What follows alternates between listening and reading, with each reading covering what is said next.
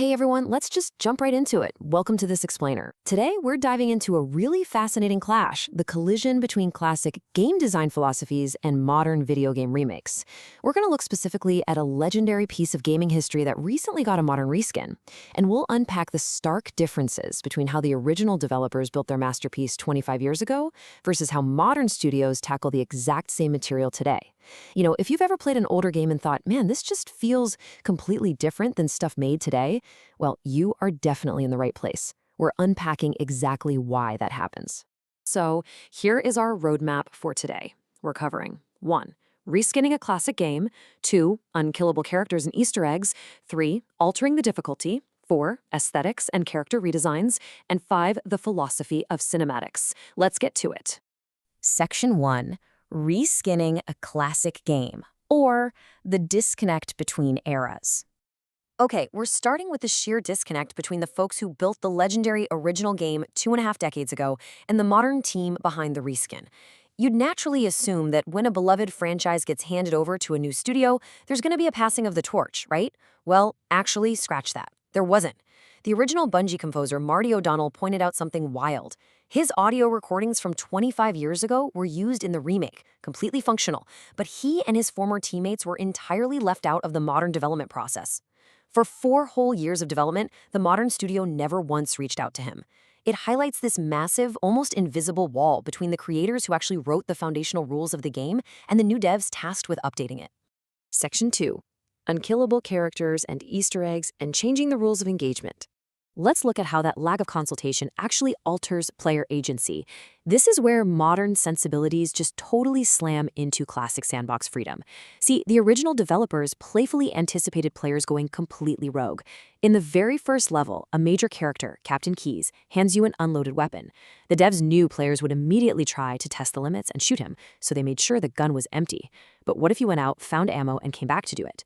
The game didn't just break, it actually locked the doors and trapped you in an inescapable survival minigame where invincible space marines hunted you down. It's brilliant. Now contrast that with a modern remake.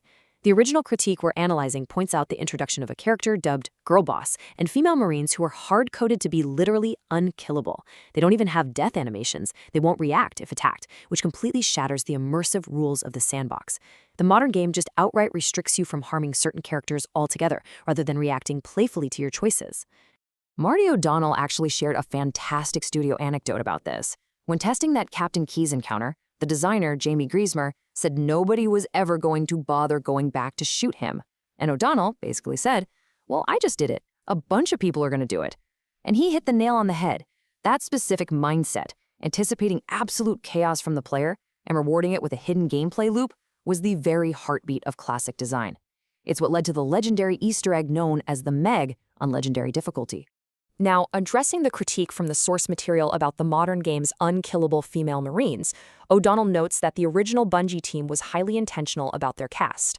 Back in the day, knowing their audience and the graphically violent nature of plasma weapons, they purposefully cast female characters as dropship pilots first. Why? Because they wanted to avoid them suffering graphic in-game deaths in the standard combat sandbox. But then, as the series naturally evolved, they seamlessly folded female Marines into the ground combat in Halo 2, 3, ODST, and Reach. It was a thoughtful, step-by-step evolution, rather than an abrupt rule change that ends up breaking the game's physics engine. And here's something really cool about their mindset. The classic devs absolutely obsessed over the psychological continuity of the player. They hated the idea of yanking you out of the fantasy.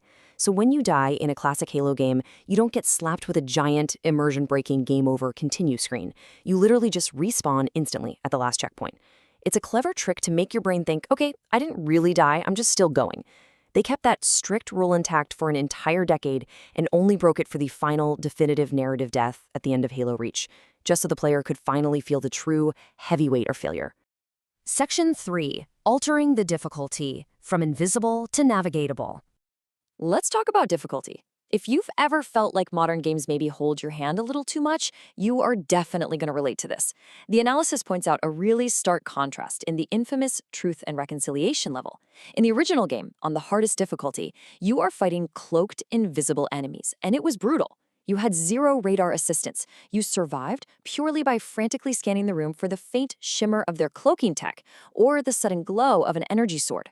But the modern remake, the devs actually added floating navigation points directly above the invisible enemies' heads and put them right on the minimap. Which leads us to a pretty massive design question. What is the actual point of a cloaked enemy if the game just slaps a giant navigation marker right over their head? It really asks whether modern quality of life updates are accidentally stripping away the rewarding tension of classic gameplay. By doing this, they completely bypass the original design intent, turning what was once a terrifying skill-based encounter into, well, just another routine shooting gallery. Section 4. Aesthetics and Character Redesigns. The Visual Shift. Let's shift gears to visual redesigns, which sparks some really heavy criticism in the source material for this explainer. Look, remakes always promise better graphics, right? But better doesn't automatically mean faithful to the original vision.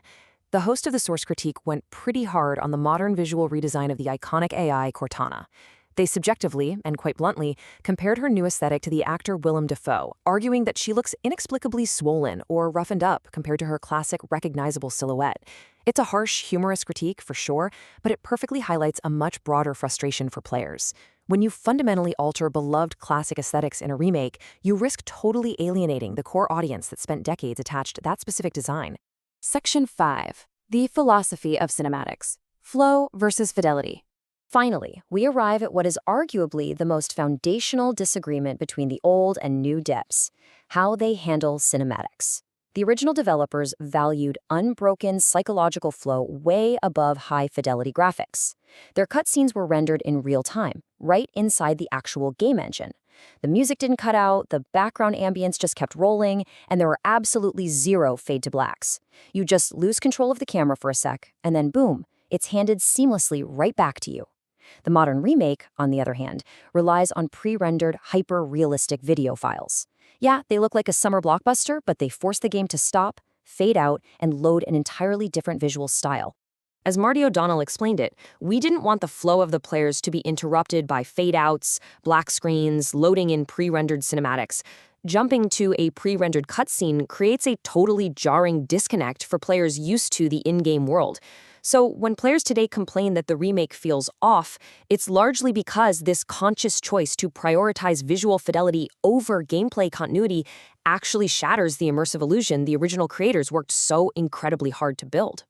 And to achieve that seamless vision originally, the classic team sacrificed immensely. During the Halo 2 crunch, they literally slept under their desks at the studio to push the early Xbox hardware to its absolute breaking point. They even threw out an entire year of work and completely restarted their graphics engine from scratch, just because the old one couldn't handle the massive continuous battles they wanted without resorting to cheap cinematic cutaways. That is the sheer level of dedication they had to preserving the player's uninterrupted experience. So, as we wrap up this explainer, I want to leave you with this provocative thought to chew on next time a legendary game gets a modern reskin. Are we actually improving these historical pieces of media by slapping on hyper-realistic graphics, unkillable characters, and minimap markers? Or are we just slowly chipping away at the meticulously crafted, invisible design rules that made them masterpieces in the very first place? Thanks so much for joining me for this explainer, and definitely keep questioning the mechanics behind your favorite media.